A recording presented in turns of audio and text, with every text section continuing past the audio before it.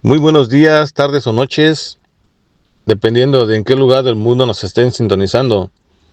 Nuevamente y por la gracia del Señor Jesucristo, les saluda desde San Francisco, California, su hermano Gerardo Molina, compartiendo un devocional más para Uno Más Entre las Llamas en Radio Arcoíris de Amor.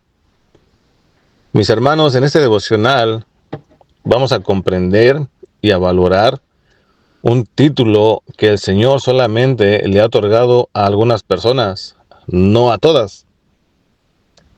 Es un título que tiene demasiado valor espiritual, es un título que viene del Señor y es un título que nosotros no nos hemos ganado, sino ese título se nos otorgó por gracia.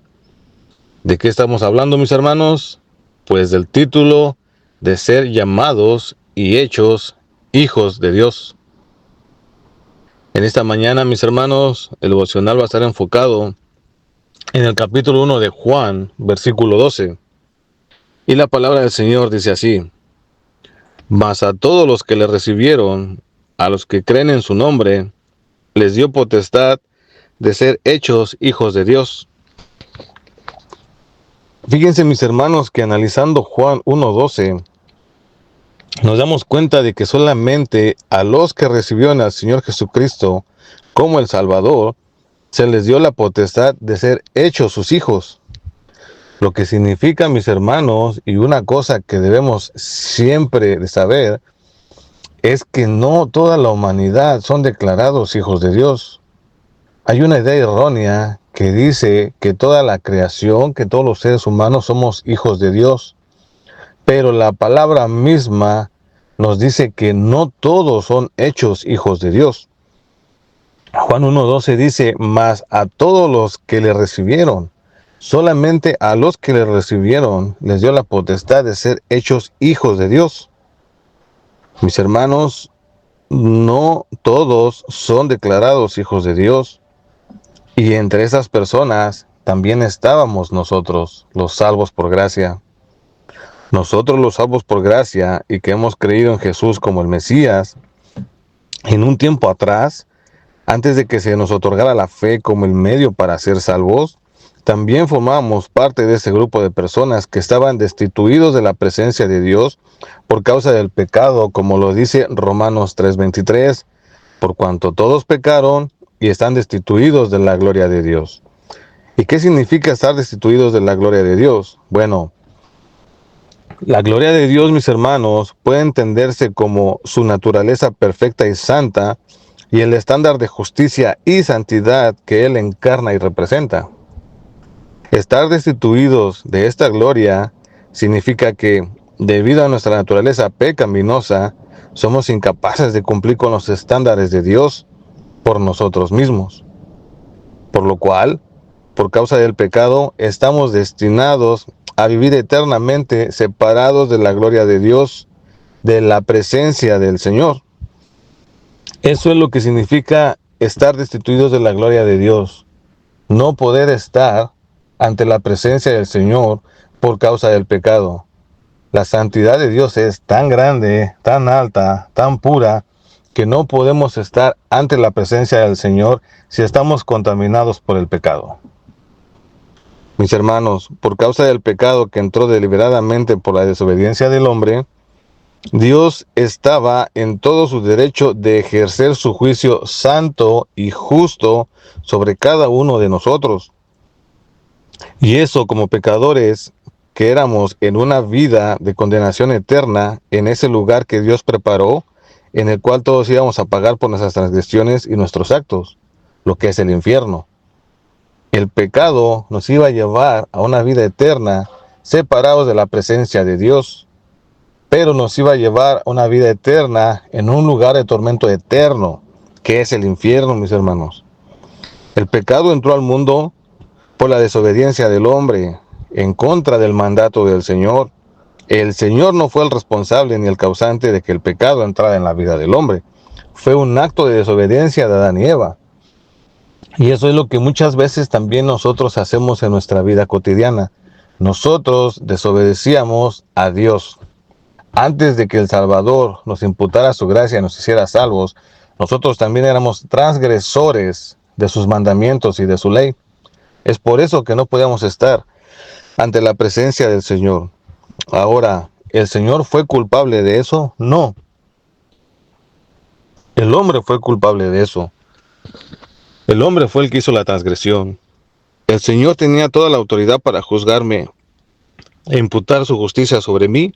Sí, Él tenía toda la autoridad. ¿El Señor tenía la obligación de salvarme? No, claro que no.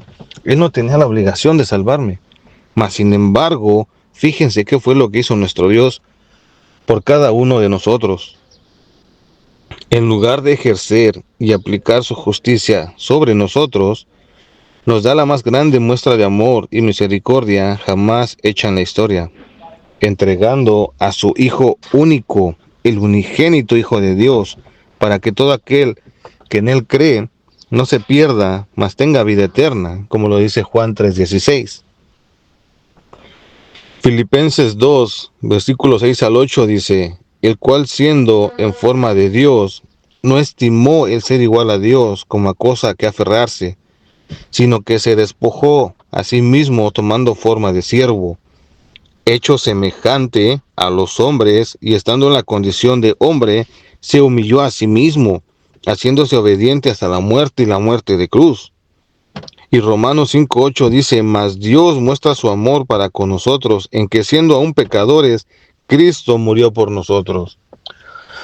El Señor tenía todo el derecho de ejercernos e imputarnos su justicia divina y acabar con nosotros, destituirnos de su presencia, pasar la eternidad en el infierno. Pero en lugar de hacer eso, dio la muestra de misericordia más grande que jamás haya dado. Dio a su Hijo unigénito, Jesús, a cambio de nuestra salvación. Dio a su Hijo santo, libre de pecado, sin culpa, sin mancha, para pagar lo que nosotros no podíamos pagar. Ningún otro Dios, ninguna otra persona, ningún otro medio pudo hacer eso. Hay personas que creen en otros dioses, pero esos dioses jamás se han sacrificado por sus seguidores. Y Jesús, siendo Dios, Él se sacrificó por sí mismo para salvarnos de esa muerte espiritual. Esa fue la gran muestra de amor que Él nos mostró. Dios, en lugar de mostrarnos su juicio y su ira, nos mostró su amor y misericordia. Y eso es algo, mis hermanos, que no a todos se les otorgó. Y eso es algo que debemos de valorar. El hacernos hijos de Dios no se refiere a una acción biológica como la de nuestros padres terrenales.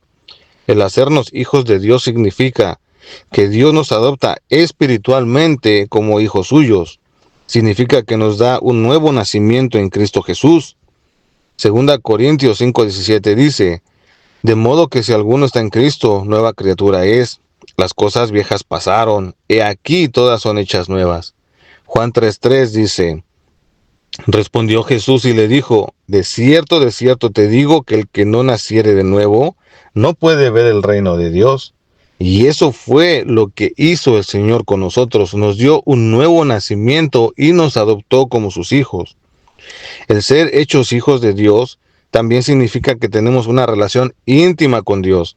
Y esa relación, mis hermanos, debe de ser guiada primeramente con agradecimiento. Con agradecimiento. ¿Y cómo podemos agradecerle? Bueno, pues nunca olvidando lo que Él hizo por nosotros. ¿Qué hizo por nosotros? Nos salvó de la ira de Dios. Nos salvó de la ira venidera. Primera Tesalonicenses 1:9-10 dice, porque ellos mismos cuentan de nosotros la manera en que nos recibisteis y cómo os convertisteis de los ídolos a Dios para servir al Dios vivo y verdadero y esperar de los cielos a su Hijo, al cual resucitó de los muertos, a Jesús, quien nos libra de la ira venidera. Mis hermanos, debemos de agradecer todos los días lo que el Señor hizo por nosotros. A lo mejor nos puede faltar 1000 cosas, pero tenemos lo más valioso que podemos tener, que es la salvación de nuestra alma. La salvación de nuestra alma. Eso es lo que tenemos que agradecer al Señor. ¿De qué otra manera podemos agradecer al Señor? Bueno, testificando al mundo también. Y hay un ejemplo en la Biblia, el endemoniado gadareno. Marcos 5, 18, 20 dice, al entrar en la barca, el que había estado endemoniado le rogaba que le dejase estar con él.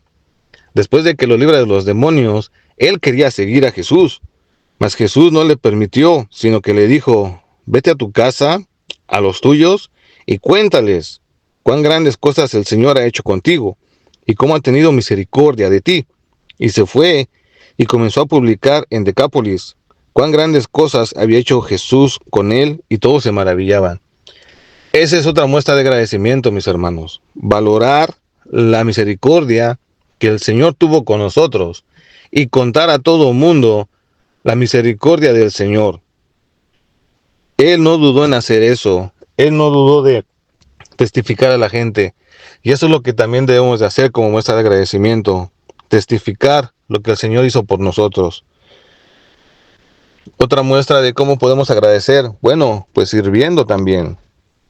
Y hay otro pasaje en la Biblia que demuestra cómo alguien, después de recibir un milagro, empezó a servir al Señor. Y estamos hablando de la suegra de Pedro. En Mateo 8, 14, 15 dice, vino Jesús a casa de Pedro y vio a la suegra de éste postrada en cama con fiebre y tocó su mano. Y la fiebre la dejó y ella se levantó y les servía. Esta mujer, mis hermanos, después de haber tenido el milagro de la sanación, lo primero que hizo fue servir al Señor y a sus demás hermanos. Porque la palabra dice, y no dice y le servía, le dice y les servía. Está hablando en plural. No solamente era Jesús, sino también a la iglesia. Y esa es otra muestra de agradecimiento que podemos tener nosotros reflejado. Servir a la iglesia y a nuestros hermanos en Cristo.